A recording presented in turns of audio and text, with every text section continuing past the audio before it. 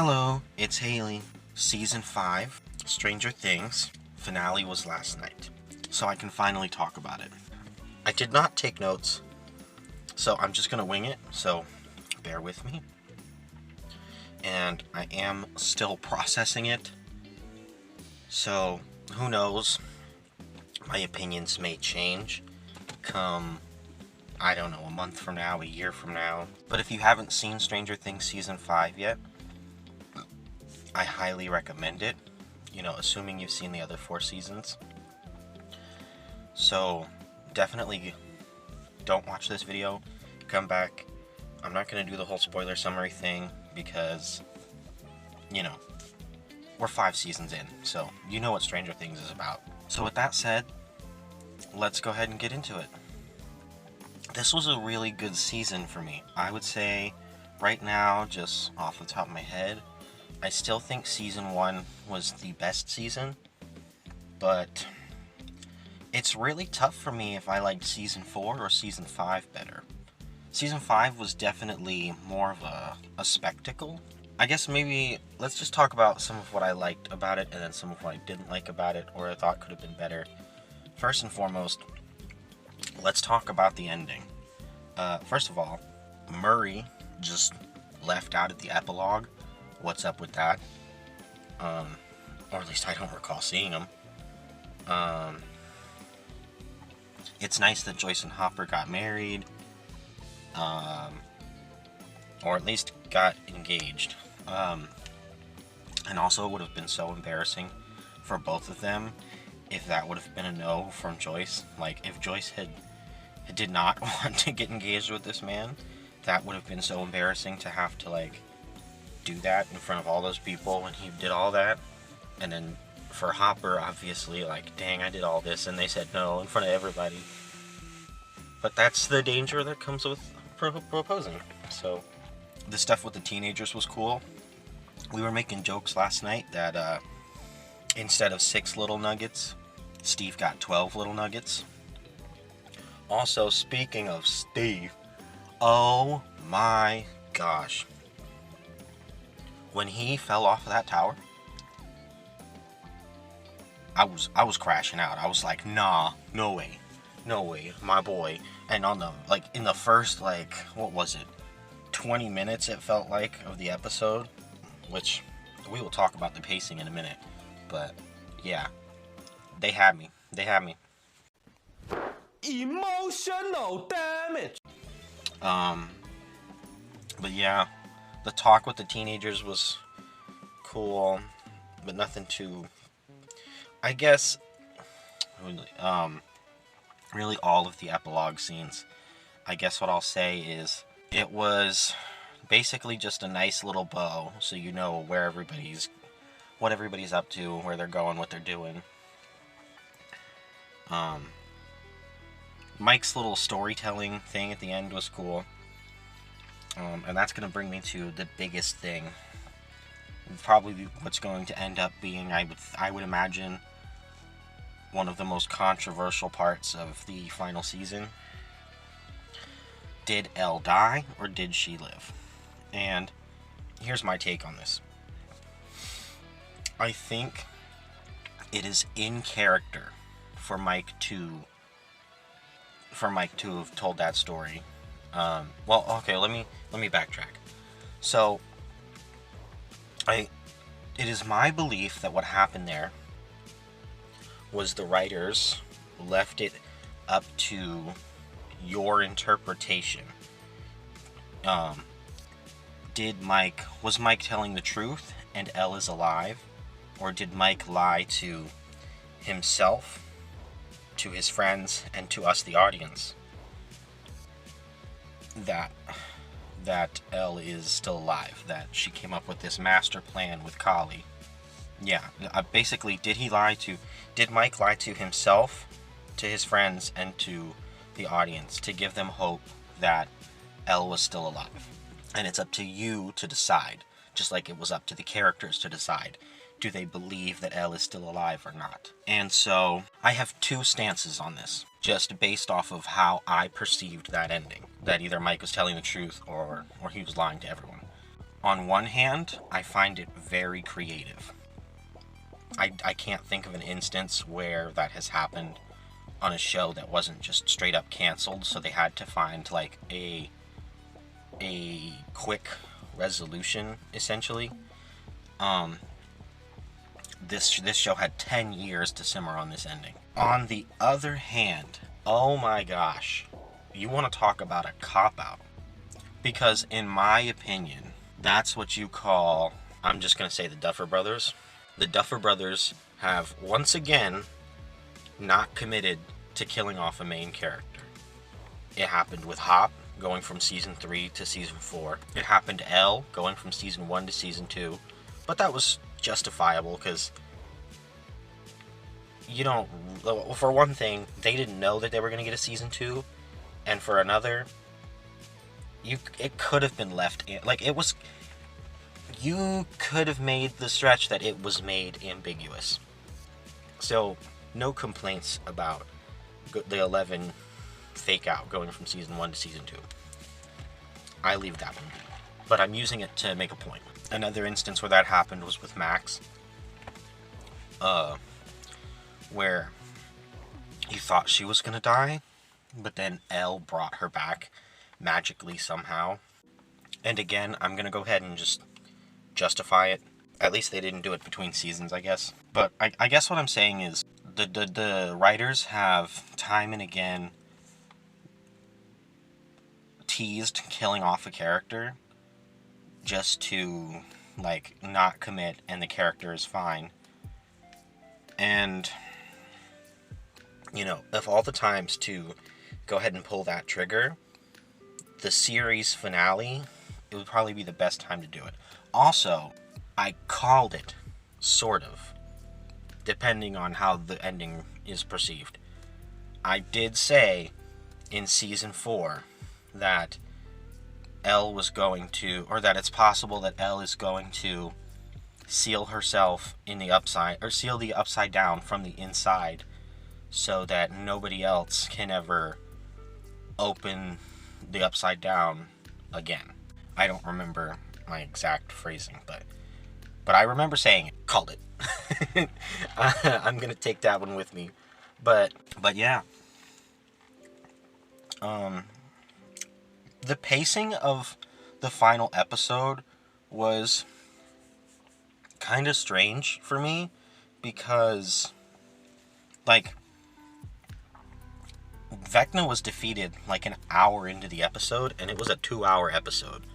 So, like, when you're done with the, when Vecna is killed off, you're like, so what? Where do we go from here? Like, and I thought, like, oh, Dr. K is gonna be the final villain. They're gonna have a show off with the military. Huh? A show off? They're gonna have a showdown with the military. And, like, obviously that's not what happened. I think that bit there, post Vecna being killed, was kind of rushed. I thought the final battle with what I'm gonna call the Mind Flayer, I thought that was really cool. Like, really spectacle, I guess is the word I'm gonna use. I really appreciated that fight. It was cool. It was fun. It was fun to watch Elle do some damage and then go inside and fight Vecna, and then everybody's kind of helping. And I made a joke when everything was going down, when we were watching it at my sister's house. I was like, dang, Vecna can't handle all this at the same time. Too much going on. Every character had a moment to shine.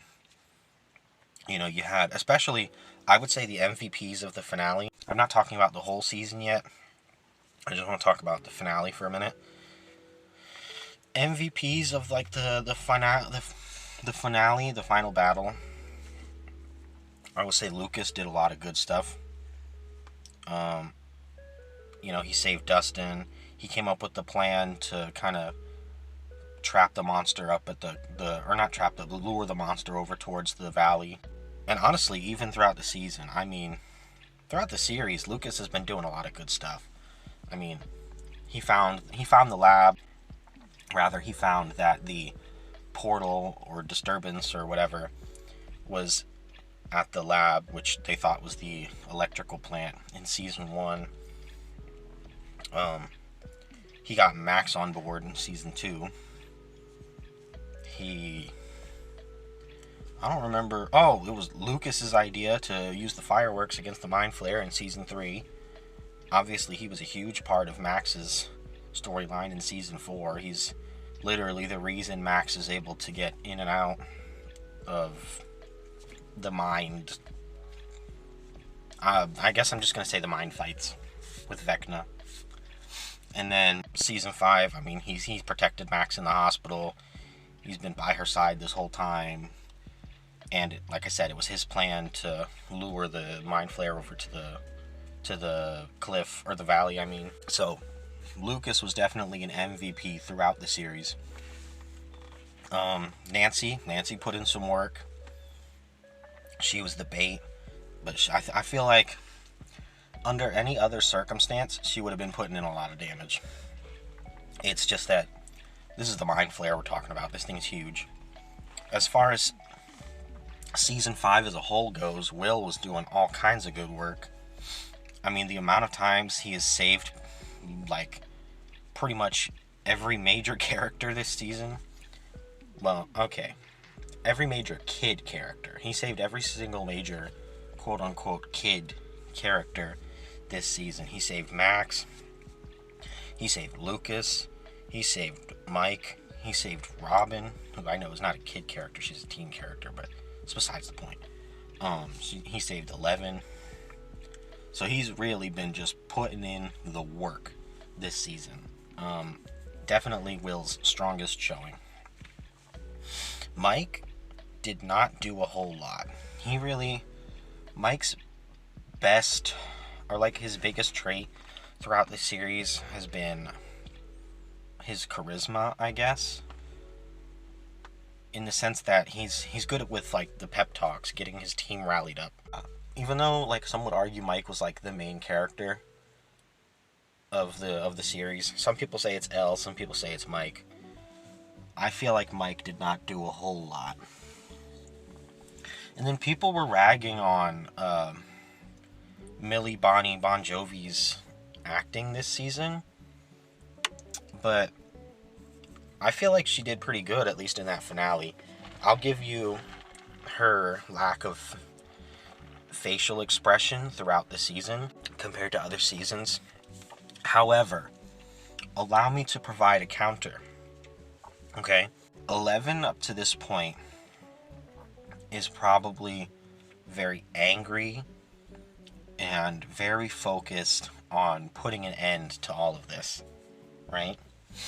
She wants to basically, she wants kind of like a rematch essentially with Vecna. You know, she lost before and she almost lost Max. I mean, up to that point she was still in a coma. They didn't know that Max was even still alive, and like what, like they didn't know what was going to happen to Max up to that point, you know?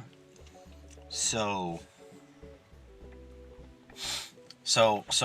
what I'm saying is, from my perspective, the way I see it, it's just that 11 was more stoic because she was more focused on the mission in a sense. So I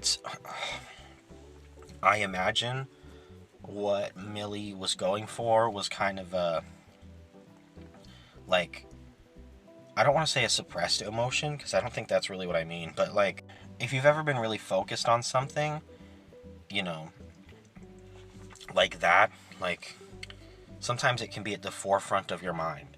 And so, even though there's other things going on around you, like, you're not fully there because you're kind of hyper-focused on this specific thing. You know, like I said, Elle's very angry, very determined to make up for what she probably perceives as her mistakes in season 4. That's, I guess, my defense for Miss Millie Bobby Bon Jovi. As far as the season goes, there was a lot of good stuff this season. Will's coming out scene had me bawling my eyes out. And I think it's just because that's kind of like a fresh subject for me. So it kind of, it really resonated with me. I really felt the feelings that Will felt, and probably the feelings that Noah felt. Noah, the actor for Will, because he is gay, so that scene he probably pulled from a very real place, and I could definitely feel that myself, and so it meant a lot. Now, there were some valid criticisms online, okay, which when I was watching it and the moments immediately after, like, I wasn't really seeing it. Like, not that I didn't see it, but I was ignoring it because I was so focused on the emotions I felt that I wasn't thinking about the logistics of it quite as much. But here were the two major points that I heard. The, like, non-BS, quite frankly, homophobic points. I'm talking about the valid points. Okay, so problem number one with Will's coming out scene, and I believe Noah Schnapp himself might have even said something about this at one point in an interview, but I don't recall. But basically, why did literally everybody and their mother need to know? And I don't mean that from the perspective of like, oh, not everybody needs to know, like, keep that to yourself. Like, none of that BS. That's not what I'm talking about. I just mean certain characters, I feel like it's less relevant. Like, okay, Joyce, Mike, Dustin, Lucas, like, those are his closest. Jonathan, Robin, I guess, could totally have been there. Steve. Basically, the people that are, like, really close to Will and have been really close to Will, I feel like, yeah, they should have been there. But, like, for example, 8, Vicky, Murray, I guess you could make the argument Murray's kind of like this weird, like, uncle figure to Will. But, like, yeah, I don't know. I could see the criticism where it's like, why does, like, literally everybody need to be there for this? And then an even more valid criticism than that is the timing of it. We are literally about to enact the game plan. Like, this is not the time. However, counter to that, Will felt that he needed to get that out so that Vecna can't use that against him. And on one hand, that was great.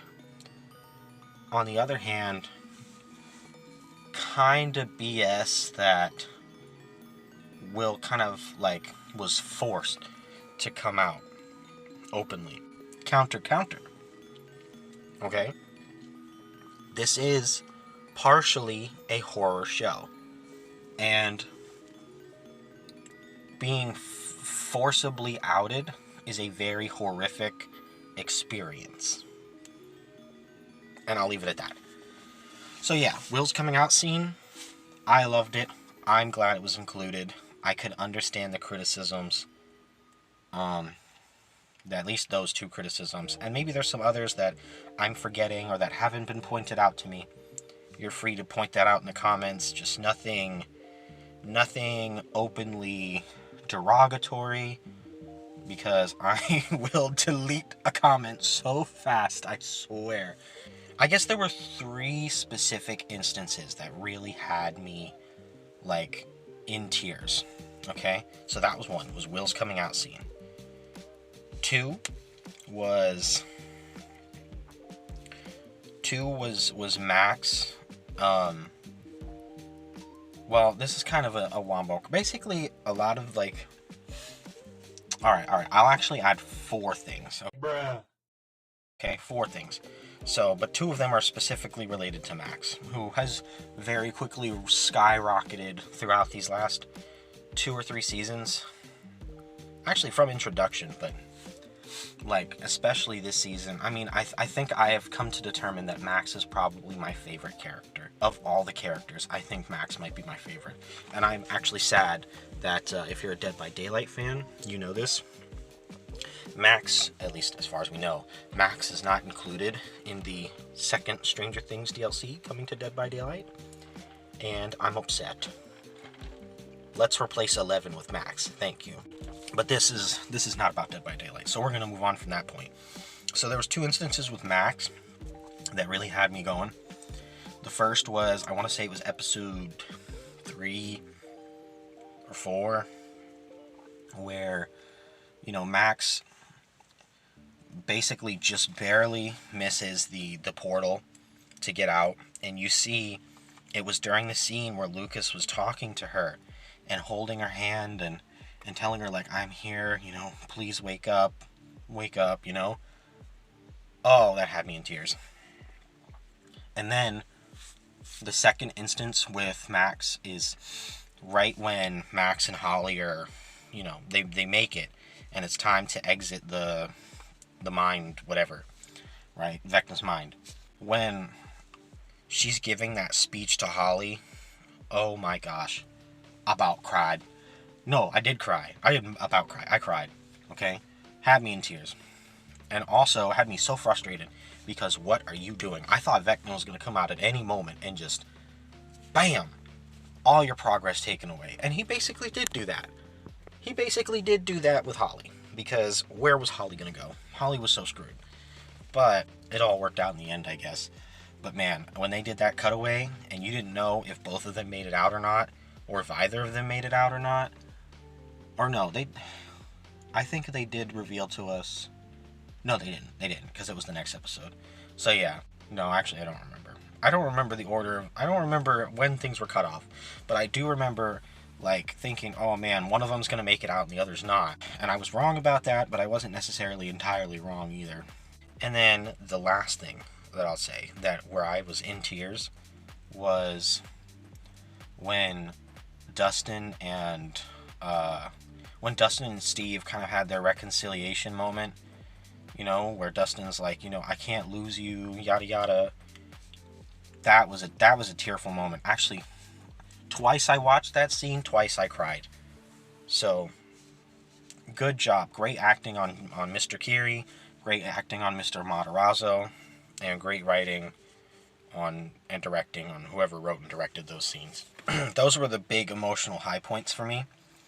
Some things that I really liked this season, I loved the reveal that the Upside Down was actually just a wormhole bridge type of thing to, like, the Abyss, they called it. I thought that was cool, and I loved the charts that people were making, describing, like, explaining, like, how that worked. And I don't know if any of you were on the internet for this, but a video from 5 years ago by some science channel explaining how wormholes and exotic matter work. That video suddenly got a huge amount of traction on YouTube, and I thought that was funny. Pretty much anything to do with Holly this season was excellent. I can't remember the actor's name or the actress's name, but whoever was the actress for Holly, you did a wonderful job. Whoever was the actor for Derek, wonderful job. Derek was great all season, actually, in my opinion. Like, yeah, he was kind of a, I guess we'll say a bully, or just kind of like, Derek was intentionally very insufferable at the beginning of this season, but I kind of enjoyed it at the same time, and I liked the way his character kind of turned around.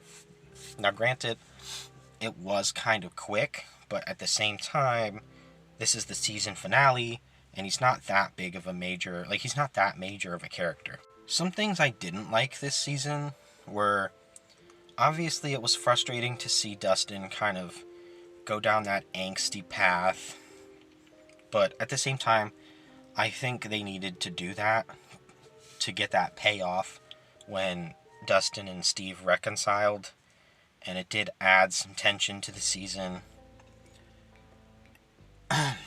I didn't like, now that it's all said and done, I wasn't really the biggest fan of this kind of almost, I don't know if I'd call it artificial tension, but just this tension, like, oh, who's gonna die? Oh my gosh, everybody is in danger. And that's partly the internet's fault. I think there is some intentional, like, leading that direction from the writing team, the Duffer Brothers and the actors, kind of messing around a little bit. Now that it's all said and done, it was kind of annoying. Like, but at the same time, it is also, like, it's a horror series, so, like, you expect characters to die, but, just this non-committal to, like, killing off main characters, it's kind of, in the long run, I fear that it may take away from the tension, and I fear that it may take away from some scenes. I don't know. I don't think it's going to completely take away from anything. Like, I think Stranger Things is still a wonderful series overall. And, like, if I were to rate the entirety of the series, like, even at its absolute worst, which I would say, personally for me, was Season 2. I think Season 2, and I've talked about this many times now, Season 2 was just Season 1 repeated, but obviously with small details changed because it can't literally be an exact copy. And I just feel like even Season 2 was great. Like, I would give, like, the series as a whole, I'm gonna go ahead and say, like, out of 5 stars, I'd give it, on average, a 4.5 out of 5. Or, like, a 4 out of... I can't justifiably give it a 5, right? Because there's flaws in everything, but... And I think the non-committal to killing off main characters is definitely a mark.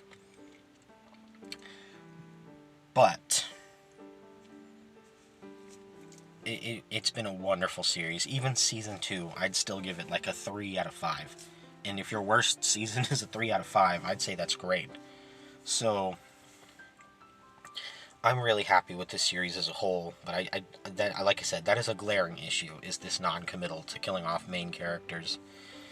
And the mystery element was definitely not at the forefront this season. This was definitely a more action-heavy season, but there was some mystery, I'll give them that. Trying to figure out where Vecna was, trying to figure out where's Holly. I think that was the mystery element that was added, and I think that really saved this season, because if this were just a purely action-centric season, then it would be I think it would have been boring.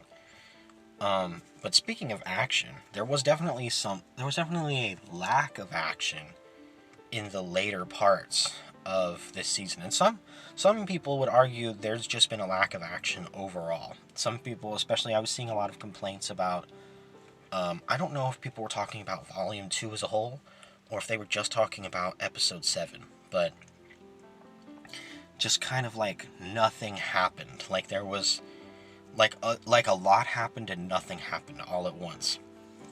And I don't know that I entirely agree with that, but I will say there was, like, in the final battle, there was a distinct lack of demo anything. I didn't see any Demogorgons. I didn't see any demo dogs. I didn't see any demo bats. There was hardly... The biggest threat, really the only threat, but the biggest threat to anyone that wasn't fighting the Mind Flayer, and even the Mind Flayer and Vecna, it seemed like weren't the biggest threat, was the military. The military just intervening and fucking everything up. Which I guess is very Stranger Things, but still, like, I don't know.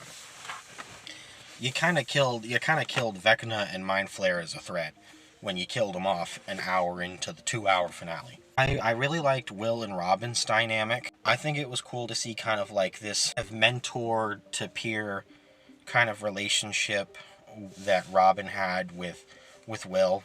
And I enjoyed pretty much every scene where they were together. Honestly, every scene with Robin, I just enjoyed Robin. Her scenes with Will were great. Her scenes with Vicky were great. And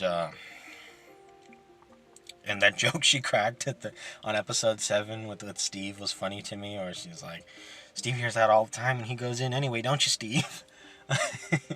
So yeah, I loved Robin. Robin's another one of my, like, top favorite characters of the entire series. It's like Max, Robin, and I don't know, probably Steve. Vicky was kind of disappointing this season. Like, did you notice she was totally left out of the epilogue What's up with that? I didn't see Murray in the epilogue. What's up with that? Erica got basically no shine in the epilogue. What's up with that? Mr. Clark being thrown into the mix was a combination of plot convenience and fan service, in my opinion. Mr. Clark was basically bringing Bob back. Like, the equivalent of bringing Bob back. Joyce was fine this season, but I'm going to be honest, this was probably Joyce's, like, most muted role in the entire series was this season. Or, like, her least relevant season. Which is interesting because throughout all the other seasons, Joyce has been, like, amongst the main of main characters. Season 1, I mean, Season 1, everything revolved around her and Elle. Season 2, everything revolved around her and Will, which means it revolved, she was in conjunction with that, so really everything revolved around her.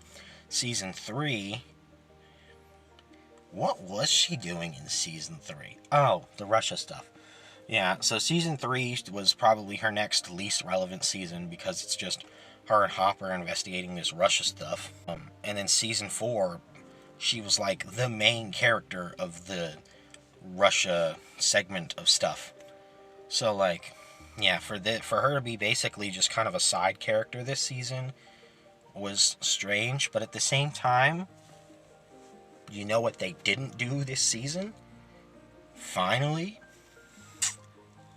Joyce wasn't out here having crazy conspiracy theories talking about, oh my gosh, my paper clips aren't working, it's gotta be something to do with the upside down. Oh my gosh, my tire blew out, it's gotta be because of the upside down. What's going on in Hawkins' lab that's making my tire blow out? Like, that shit was so annoying by the time we got to Season 4. Really before that, but that's when I was just so done with it, was by Season 4. And I was so glad that they didn't spend too long on that. So, credit where credit is due. Joyce was not having crazy conspiracy theories because I was tired of that. I was happy to see 8 return, and then I was unhappy to see 8 return. When she was revealed to have returned at the end of episode 4, I was like, let's go. She's relevant again, and we're gonna put in some work this season. We got Will, we got Elle, we got 8. Max might be able to put in some work. I was hyped. I was excited. And then 8 was useful, but also a significant source of tension, which I'm actually going to say that was great from a writing standpoint, where you make the audience feel great. Oh my gosh, we have a serious advantage here. Things are looking up. And then you take that advantage away by making her an enemy from within. Or at least making the audience feel like she's an enemy from within. Because now you don't want Elle to do anything dangerous. And some people were even thinking like, oh my gosh, is she actually a spy for Vecna? And I don't know that I would say that. Although I did entertain the possibility of Vecna using illusionary psychic powers to make people think that 8 was there and she was never really there. He was spying on them. But either way, the reality is she was there. She was basically an enemy, but an enemy that kind of turned around in the end. In her end, rather. And I was so happy to see Hopper go back for Kali, because I was so worried he was going to leave her there, and then she was going to take that personally, and she was going to become an enemy for real, like 100% confirmed. And that's not what happened. And Murray, again, with the MVP plays, which is why it's annoying that Murray got no epilogue shine at all, because Murray's always doing MVP stuff. He took down Hawkins' laboratory with his connections on the paper and stuff, right? In Season 2. And then he was the Russian translator in Season 3. That was huge. And then Season 4 as well, he was the Russian translator, but also he is literally the reason that they were able to defeat, or at least weaken, Vecna and send him into hiding, because he significantly hurt the hive mind in Season 4. with the flamethrower and stuff. And then in season 5, he took out the helicopter that was weakening Elle, so Elle could save Hopper, and she thought save Kali, but, that's not what happened. And really, like I said, the ending was up for interpretation, whether or not Kali basically saved Elle or not. And when Vecna tricked Hopper, I thought Hopper was... First, I thought Hopper was a goner. I was like, that's crazy. And then I thought Elle was a goner. I was like, this is how they're killing off Elle? They gonna shoot her? They gonna have Hopper shoot her? Oh my gosh, that's insane. And obviously that's not what happened, but that was a good play. Let me tell you, on Vecna's part, that was a phenomenal play. And speaking of instances where I thought a character was gonna go, when Max went into that trance, I thought that was Vecna doing that, and I was like, dang it, you're telling me both of them got yoinked back? Holly got yoinked back, literally, and then, boom, Max is in a trance, and now Max is going to have to deal with Vecna too, right in the end game. That's crazy, but that's not what happened. It's just Elle bringing her into the mind place to like, help with the navigation, which I was wondering how that was going to work when they mentioned it in episode 7. I was like, how is Max going to guide them? Is she going to guide them, like, with her words? Or I thought it was going to be more like Max navigating them through the memories. I felt like it was going to take more. It was going to be more kind of maze-like. And it felt like that was, like, one of the quicker parts of the finale. Which, as I said, I wasn't a big fan of the pacing in the finale anyway. But I did think Max was cooked for just a moment there. And I thought Erica, Mr. Clark, Vicky, and Max were all done for when the military discovered them. I was like, oh, they're going to use them as hostages. That's crazy. And then that ended up not being used because the stuff with the military was resolved kind of just on the spot with Elle's sacrifice, which I'm okay with. I think they could have played with the hostage-y type of situation more, and instead it turns out that First of all, it turns out that Elle and Kali are just weak to sound, to some type of sound frequency. Don't know, that was never elaborated on, which I'm not a fan of. Also, I don't know, the military was such a nuisance this season. Like I said, they were a bigger threat than Vecna or the Mind Flayer. Really, maybe I should take that statement back, and what I should really say is, they were just a complete nuisance all season. Like, an obstacle, if you will. I guess that's all I have to really say about Season 5. And, the series as a whole, like I said, it's really good. Obviously, I've been documenting my thoughts for the last, a month of how I feel about Stranger Things from season to season. And if this is your first video if this is your first time watching my channel, this is how you discovered me, you're welcome to go back and see my thoughts throughout the seasons. I've been documenting them. I've actually watched Stranger Things as a series twice, and even this season, with the exception of the finale, which just released last night, I've watched every episode twice. So, these thoughts, I feel, are pretty well formulated, except for my thoughts on the finale and the ending as a whole. However, like I said, I could go back on that. I can always come back and say, I was thinking about Season 5, I was thinking about the finale, and, I'd like to say I was wrong, or my thoughts have changed. But this is just my initial thoughts. I wanted to get this out there, because, Season 5 is fresh, and I just got done watching it 11 hours ago. So, that's all I have to say. Thank you for tuning in. What were your thoughts on Season 5? What did you like? What did you dislike? How do you feel about Stranger Things as a whole? Does the ending kill the whole series for you? Or did you love the ending? Or how did you feel about Elle's ending? Did you think that it was a cop-out too? Or do you think that it was... Or did you like it? Do you think Elle survived? Do you think Mike was lying? Give me your thoughts. And that's all. Have a great day. I can't wait to see you next time. Bye-bye.